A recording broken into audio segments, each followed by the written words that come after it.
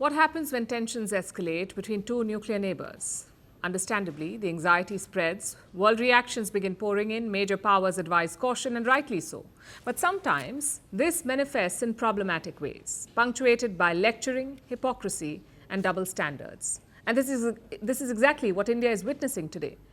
The world is reacting on predictable lines in the aftermath of Operation Sindoor. We'll start with China. It has condemned India's strikes on Pakistan. It has called on both India and Pakistan to prioritize peace and stability and to remain calm. Now, if this sounds patronizing and hypocritical, it is, and there is more. China says that it is willing to play a quote-unquote constructive role in easing tensions. This is Pakistan's so-called iron brother. Also, it's ATM. China itself is a bully and aggressor, the biggest source of weapons to Pakistan, and it now wants to position itself as a mediator. Then we have the Americans, who funded the Pakistani military for ages. Their president, Donald Trump, has called Operation Sindoor a shame. No, it's a shame. We just heard about it, just as we were walking in the doors of the Oval. Just heard about it.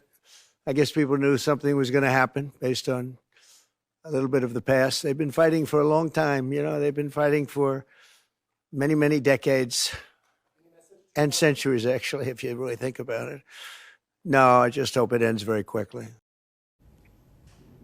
Shortly after this, Marco Rubio reacted. He is the U.S. Secretary of State, their foreign minister basically, and he said that the U.S. will, and I'm quoting, continue to engage both Indian and Pakistani leadership towards a peaceful resolution.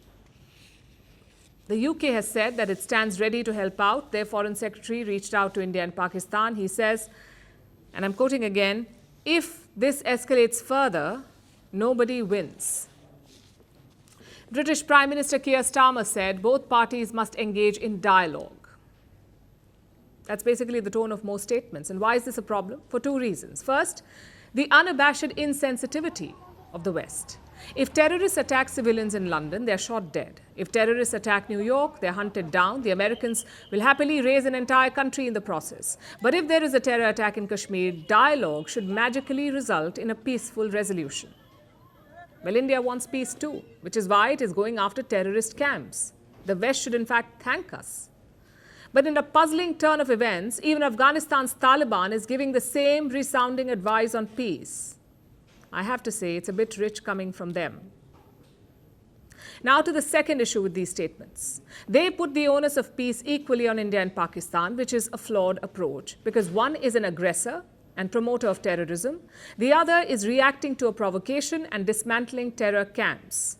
Yet, some world powers fail to see this. Germany says, and I'm quoting, responsible action is urgently needed from both countries. France understands India's desire to protect itself, but obviously calls on both India and Pakistan to exercise restraint. Same with the UAE.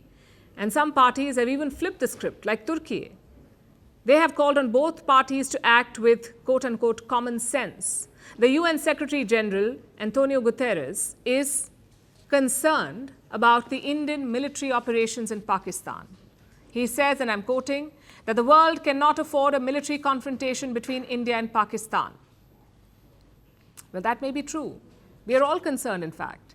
But we are also clear-eyed. We know exactly what triggered the tensions. It was Pakistan's terrorism. So expressing concern about India's response is counterproductive. If anything, India is promoting the cause of peace by eliminating terrorists. So the onus of de-escalation should be on Pakistan. Thankfully, India also has strong partners who do not shy away from calling out Pakistani terrorism. Israel, for one, has called Operation Sindoor an act of self-defense by India. Their ambassador to India says that terrorists should know there is no place to hide from their heinous crimes. And that pretty much sums it up. Pakistan is a terror state. It is a global threat. The world has not been able to stop it. But when India witnesses bloodshed on its soil and New Delhi reacts, suddenly it all becomes too easy to lecture and to dish out the templated both countries spiel. India struck Pakistan. These were precision airstrikes targeting 9 sites in Pakistan, and Pakistan occupied Kashmir.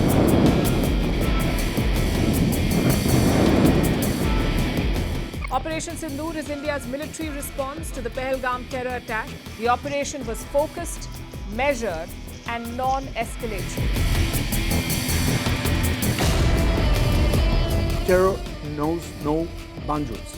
You start justifying terrorism, contextualizing terrorism, you refrain from taking action against terrorism, you will be hit by terrorism.